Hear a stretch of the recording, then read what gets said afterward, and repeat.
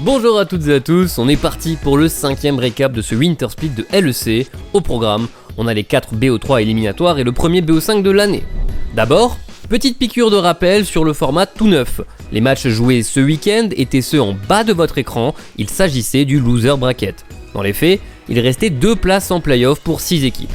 On commence donc avec l'affrontement entre SK Gaming et Team Heretics. Les deux games ont suivi un scénario similaire avec des Heretics qui passaient devant en early game mais qui n'arrivaient pas à appuyer suffisamment fort leur avantage et qui se sont fait rattraper par des SK bien meilleurs en teamfight plus tard dans la partie. Certus termine le BO sans aucune mort. Ensuite, nous avons eu Astralis contre BDS. L'équipe suisse ouvre le score d'une manière impeccable, Nuke avec Kassadin finit en 9-0-6 sereinement.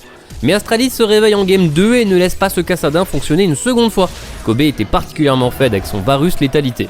Arrive donc la dernière game où nous avons l'occasion de voir s'affronter le Olaf d'Adam et le Kled de Finn, deux champions pour lesquels ils ont chacun leur petite réputation, mais ce match-up a été particulièrement truqué par 113 qui est passé 3 fois en 5 minutes.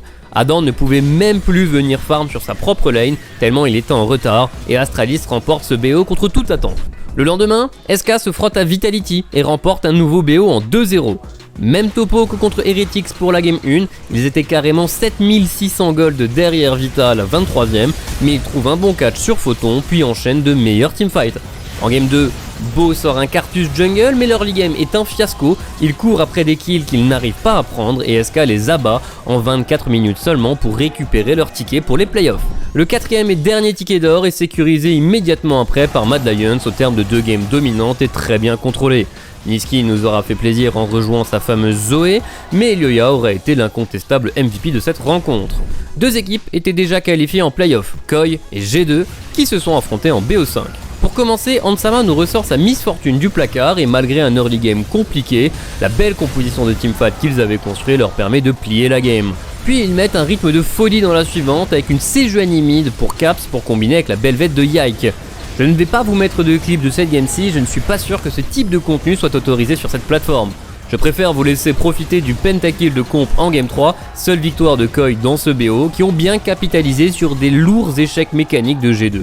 La dernière game est la plus disputée, mais G2 a un meilleur contrôle des dragons et après avoir empoché l'âme technochimique, ils remportent le BO et obtiennent leur place en grande finale. Comme vous pouvez désormais l'observer, ils sont bien au bout du chemin à attendre leurs adversaires. Tout se jouera ce week-end, à commencer par Mad Lions contre SK Gaming ce vendredi, puis Koi affrontera le vainqueur samedi pour tenter d'aller challenge une nouvelle fois G2 dimanche pour le titre de champion du segment d'hiver et par la même occasion empocher la première place au MSI.